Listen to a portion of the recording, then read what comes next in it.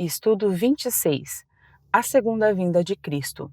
Virei outra vez, e vos levarei para mim, para que onde eu estiver, estejais vós também. João 14, versículo 3. Introdução. No último estudo, que tratou sobre o dia da crucificação e da ressurreição de Jesus, aprendemos que a Bíblia ensina que Jesus morreu numa quarta-feira por volta da hora nona, isto é, às 3 da tarde, e ressuscitou 3 dias depois, antes do pôr do sol do sábado. O próprio Jesus havia dito claramente que, assim como Jonas esteve 3 dias e 3 noites no ventre do grande peixe, assim o Filho do Homem estará 3 dias e 3 noites no coração da terra. De acordo com o que vimos, essas palavras se cumpririam literalmente. O assunto deste estudo é a segunda vinda de Cristo, a nossa maior esperança. Um dia, as cortinas da nossa presente história se fecharão. Jesus então aparecerá no céu. Como se dará a segunda vinda de Cristo? Que garantias são dadas pela Bíblia de que ele virá outra vez? É possível saber quando será o advento do Senhor? De que maneira Jesus voltará? Por quais razões ele retornará? Como devemos aguardar o seu retorno? São esses e outros questionamentos que procuraremos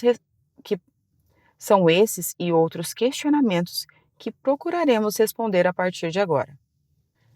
Verificando a doutrina na Palavra de Deus. Além de sermos promessistas, somos adventistas. Somos promessistas porque cremos que o batismo no Espírito Santo é também para nós e para todos quantos o Senhor, nosso Deus, chamar. Agora, você já se perguntou por que somos adventistas? Somos adventistas porque acreditamos, esperamos e anunciamos o advento. Jesus voltará. Nesse dia, quando, pois o Filho do Homem vier na sua glória, e todos os anjos com ele, então se sentará no seu trono glorioso, e todas as nações serão reunidas diante dele. Vejamos o que a Bíblia diz sobre a natureza, a garantia, o momento, a maneira, o propósito e a espera da segunda vinda de Cristo. A natureza da segunda vinda de Cristo.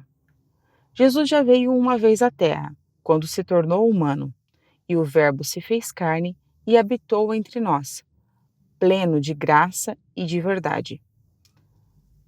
Como isso foi possível? Tudo começou com a sua concepção sobrenatural, resultado da atuação do Espírito Santo. Deus entrou no mundo como um bebê, cresceu como uma criança judia normal. Durante sua vida, sentiu o que eu e você sentimos. Derramou lágrimas, sentiu medo, teve sede, fome, cansou-se. Mas por que Jesus veio ao mundo? A Bíblia é clara em dizer que Cristo Jesus veio ao mundo para salvar os pecadores. Enquanto cumpria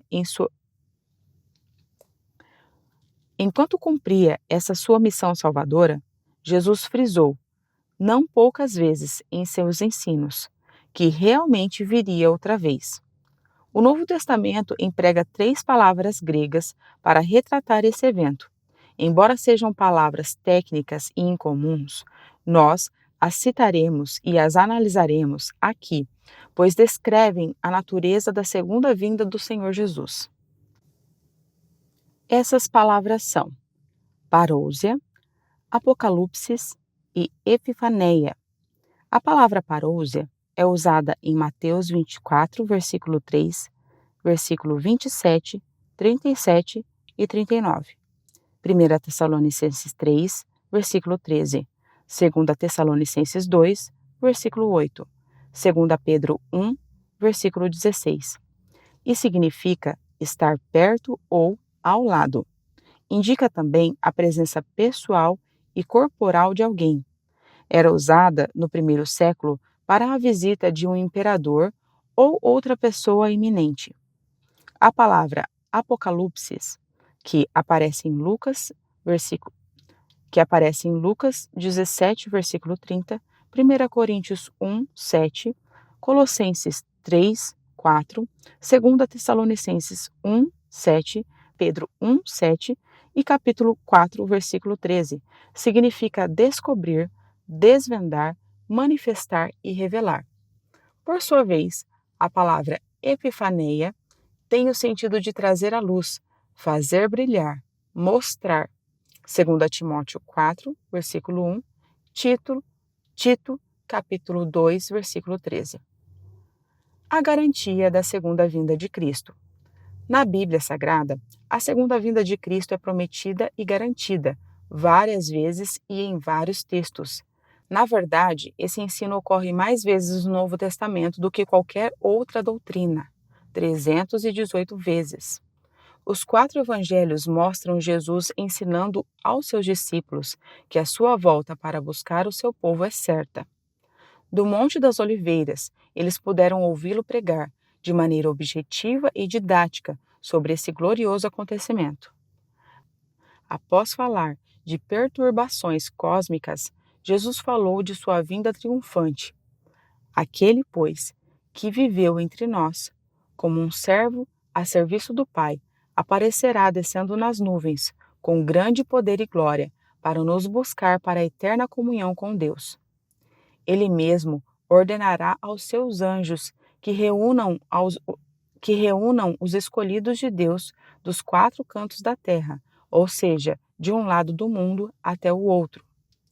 Há garantias do retorno de Cristo também em quase todas as epístolas. Aos crentes da igreja de Corinto, Paulo disse que, quando ele, Cristo, vier, os que lhe pertencem serão ressuscitados. 1 Coríntios 15, versículos 22 ao 23. Aos crentes da igreja de Filipos, Paulo ressaltou: a nossa cidadania está nos céus, de onde esperamos ansiosamente um Salvador, o Senhor Jesus Cristo. Filipenses 3, versículos 20 ao 21. Mas é nas 2 cartas aos Tessalonicenses que encontramos as mais explícitas garantias do advento do nosso Redentor. Além de Paulo, Tiago, Pedro, João e Judas igualmente escreveram sobre a segunda vinda do Senhor. A garantia da volta de Jesus é, portanto, assunto fartamente comprovado nas páginas do Novo Testamento. O momento da segunda vinda de Cristo. Pouco antes de voltar para junto do Pai, Jesus disse aos que o seguiam: daqui a poucos dias vocês serão batizados com o Espírito Santo. Eles logo quiseram saber se seria nessa época que o Senhor iria estabelecer plenamente o seu reinado, libertando a nação deles da opressão do Império Romano. Senhor, restaurarás tu neste tempo o reino de Israel? Senhor, restaurarás tu neste tempo o reino a Israel? A resposta de Jesus foi curta e simples. Não vos compete conhecer tempos ou épocas que o Pai reservou para sua exclusiva autoridade. Atos 1, versículo 7. Os apóstolos revelam curiosidade em relação ao futuro, mas o futuro pertence a Deus e não a eles. As coisas reveladas pertencem a eles e a seus filhos para sempre, mas as encobertas pertencem só ao Pai. Assim sendo, não tinham o direito de saber o que não lhes fora revelado. O que as pessoas mais desejam é levantar a cortina que separa o futuro do presente. Desde a ascensão de Jesus, sempre tem havido pessoas tentando calcular e definir o dia, o mês e o ano de sua volta à Terra. Essas especulações, desprovidas de fundamentação bíblica, já frustraram inúmeros seguidores do Senhor. Essas especulações desprovidas de fundamentação bíblica já frustraram inúmeros seguidores do Senhor. A volta de Cristo jamais deve ser objeto de dúvida, porque fiel é o que prometeu. Porém, ainda que esse evento seja garantido de maneira explícita no Novo Testamento, o tempo em que ele ocorrerá é um segredo de Deus. Jesus falou dos sinais da sua segunda vinda, mas nada disse sobre a data. Ele, na verdade, declarou que apenas o Pai sabe o tempo exato dessa vinda. Mas a respeito daquele dia e hora, ninguém sabe, nem os anjos do céu, nem o Filho, senão o Pai. Disse ainda que ela ocorrerá em momento repentino, a hora em que não cuidais, o Filho do Homem virá. A maneira da segunda vinda de Cristo. Como será a segunda vinda? Como será a volta de Jesus? Jesus disse que será visível, como o relâmpago que sai do Oriente e se mostra até o Ocidente. Ainda afirmou que será percebida universalmente. Todos os povos da terra verão o Filho do Homem descendo nas nuvens. Por ocasião da ascensão de Jesus, 2 anjos também falaram a respeito do seu retorno visível à terra. Esse Jesus que estava com vocês e que foi levado para o céu voltará do mesmo modo que vocês o viram subir. Ele partiu e voltará, de forma visível. Além de visível, o retorno de Jesus será pessoal. O apóstolo Paulo, inspirado pelo Espírito Santo, declarou que o Senhor regressará de modo pessoal e ruidoso. Porquanto o Senhor mesmo, dada a sua palavra de ordem, ouvida a voz do arcanjo e ressoada a trombeta de Deus, descerá dos céus. O escritor de Hebreus, por sua vez, destaca que Cristo aparecerá outra vez aos que o aguardam para a salvação. O apóstolo João também explicou esse acontecimento maravilhoso da seguinte maneira: Eis que vem com as nuvens, e todo olho o verá, até os que o transpassaram. E todas as tribos da terra se lamentarão sobre ele. Apocalipse 1, versículo 7. A Bíblia ainda nos mostra que o retorno de Jesus será glorioso. O próprio Jesus ensina essa verdade. O Filho do Homem há de vir na glória de seu Pai, com os seus anjos. Ele aparecerá sobre as nuvens do céu, com poder e muita glória. Nesse seu glorioso retorno, a grandeza e o senhorio daquele que abriu mão de tudo o que era seu e tomou a natureza de servo serão sobremaneira reconhecidos por todos. Todo o joelho se dobrará e toda língua confessará que Jesus Cristo é Senhor, para a glória de Deus Pai. O propósito da segunda vinda de Cristo. Um dos textos da Palavra de Deus que ensinam sobre o propósito principal da segunda vinda de Cristo está em Hebreus. Cristo foi oferecido uma só vez em sacrifício para tirar os pecados de muitas pessoas. Depois ele aparecerá pela segunda vez, não para tirar pecados, mas para salvar as pessoas que estão esperando por ele. Hebreus 9, versículo 28. Aqui, o autor faz alusão clara às duas vindas de Cristo à Terra, cada uma com um propósito específico. Na sua primeira vinda, houve a provisão da salvação. Assim que o pecador crê no Senhor Jesus, os benefícios dessa salvação começam a ser imediatamente aplicados em sua vida. Esse pecador, então, nasce de novo, é salvo do castigo e da culpa do pecado, fica livre da condenação eterna, é separado para Deus, torna-se filho de Deus, passa a ser uma nova criatura, vai, enfim, pouco a pouco tornando-se cada vez mais santo, isto é, livre do poder do pecado em seu coração. Diante disso, pode-se dizer que a salvação já é real na sua vida. É real, mas não completa. A salvação teve um começo e tem um desenvolvimento, mas não uma consumação. O pecado ainda vive nessa pessoa convertida. Por essa razão, ela possui fraquezas morais e espirituais e experimenta intensas lutas interiores. Até tem vontade de fazer apenas o bem, mas não consegue fazê-lo. Essas coisas serão assim até que o Senhor volte à terra de novo. O conteúdo maior e pleno da experiência da salvação não está no passado, nem no presente, mas no futuro. O último e mais belo capítulo da história da salvação, que está condicionado à segunda vinda de Jesus, inclui a ressurreição dos justos, a transformação dos crentes vivos, a morte dos ímpios vivos, a prisão de Satanás, o milênio, a ressurreição dos ímpios, a soltura de Satanás, a rebelião contra a cidade santa, o juízo final, a extinção de todo o mal e o estabelecimento do novo céu e da nova terra. Então, os filhos de Deus estarão livres não apenas dos efeitos e do poder do pecado, mas também da presença do pecado, de modo completo. Este não mais interferirá, nem prejudicará a sua relação com Deus, com o próximo e consigo mesmos. À espera da segunda vinda de Cristo. Como aguardar a segunda vinda de Cristo? Esta deve ser esperada com vigilância. Sempre que a Bíblia trata desse assunto, a atitude da vigilância é requerida. Como não sabemos o dia da volta do noivo, devemos andar não como nécios, e sim como sábios.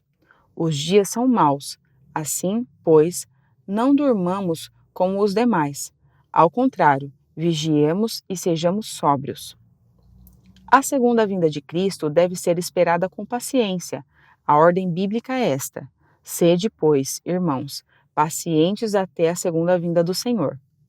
Nessa questão, devemos seguir com atenção o exemplo do lavrador, que aguarda com paciência o precioso fruto da terra, até receber as primeiras e as últimas chuvas. Se deixarmos a impaciência nos dirigir, não receberemos do Senhor o galardão, que será dado não a poucos, mas a todos quanto amam a sua vinda. Por fim, a segunda vinda de Cristo deve ser esperada com trabalho. Ser vigilante e paciente não significa aguardar a volta de Cristo de maneira passiva ou ociosa. Não se deve jamais imitar a atitude daqueles irmãos que faziam parte da igreja de Tessalônica, fundada pelo apóstolo Paulo. Esses irmãos, ao contrário do apóstolo Paulo, esperavam o dia do Senhor preguiçosamente.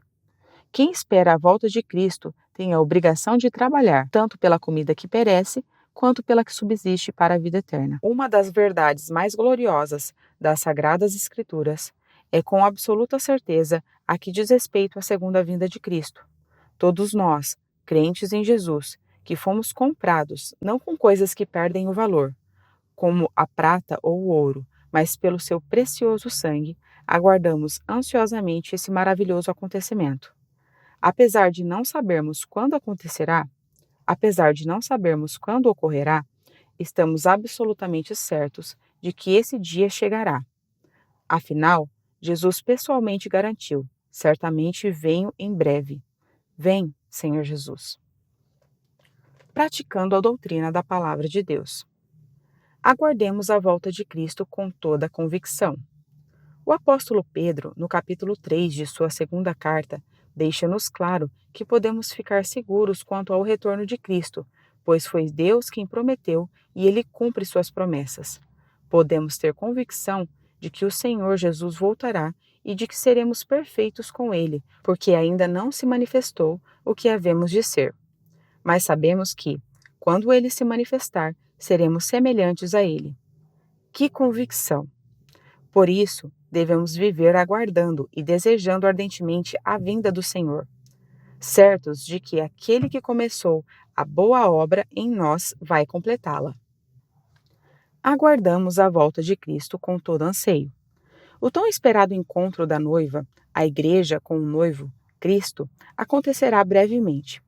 Um dia que só Deus sabe, o noivo voltará e levará a sua noiva para junto de si. Ambos então viverão para sempre, na mais absoluta e perfeita comunhão. Enquanto esse dia não chega, a noiva deve aguardar ansiosamente aquele que a amou e deu a sua vida por ela. Assim como a corça anseia pelas águas, ela anseia pelo dia em que ouvirá, em alto e bom som, o anúncio: Eis o noivo, saí ao seu encontro. Fiquemos alegres e felizes, louvemos a sua glória, porque chegou a hora da festa de casamento do Cordeiro e a noiva já se preparou para recebê-lo. Aguardemos a volta de Cristo com toda a pureza. Enquanto aguardamos o dia feliz em que aparecerá o nosso grande Deus e Salvador Jesus Cristo, devemos abandonar a descrença e as paixões mundanas e viver, neste mundo, numa vida prudente e dedicada a Ele. Uma vez que, na ocasião de sua volta, Cristo deseja encontrar a sua noiva em toda a sua beleza, pureza e perfeita, sem manchas ou rugas ou qualquer outro defeito. Devemos nos purificar de toda sorte de impureza, aperfeiçoando, dia após dia, a nossa santidade pessoal, pois sem ela ninguém o verá. Conclusão.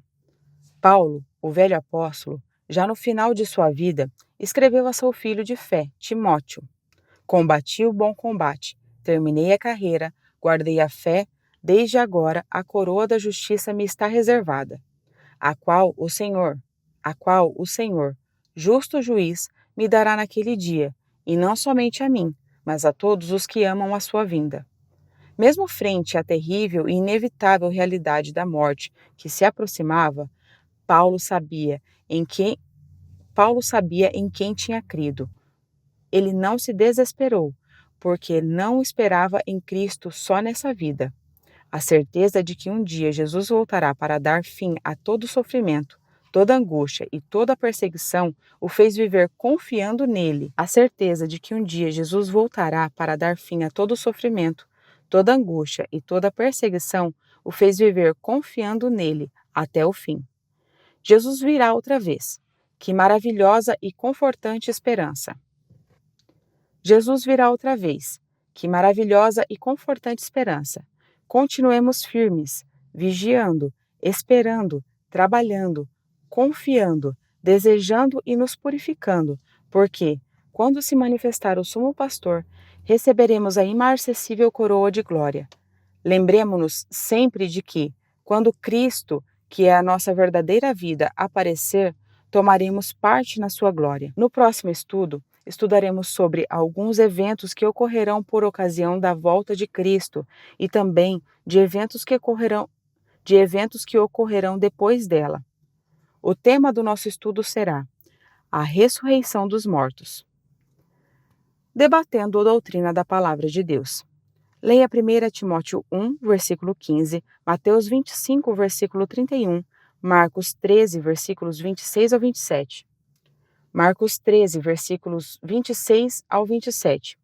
Qual foi o objetivo da primeira vinda de Cristo a essa terra? Enquanto cumpria sua missão, que promessa Jesus fez? Leia João 14, versículos 1 a 4, Filipenses 3, versículos 20 a 21. O que Jesus disse aos seus discípulos sobre a casa do Pai? Há motivos para duvidarmos do retorno de Cristo? Onde está a nossa pátria? Leia Atos 1, versículos 2 a 6 e Mateus 24, versículo 36. O que Jesus ensinou sobre o momento da sua segunda vinda? O que devemos fazer quando ouvirmos falar de algum cálculo que diga quando o Senhor voltará a esta terra? Leia Mateus 24, versículo 27 e Atos 1, versículo 11. O que esses textos revelam sobre a visibilidade do retorno de Jesus? Nós o veremos? Há base bíblica para uma vinda secreta de Jesus? Leia 1 Tessalonicenses 4, versículo 16 e Mateus 27, versículo 30.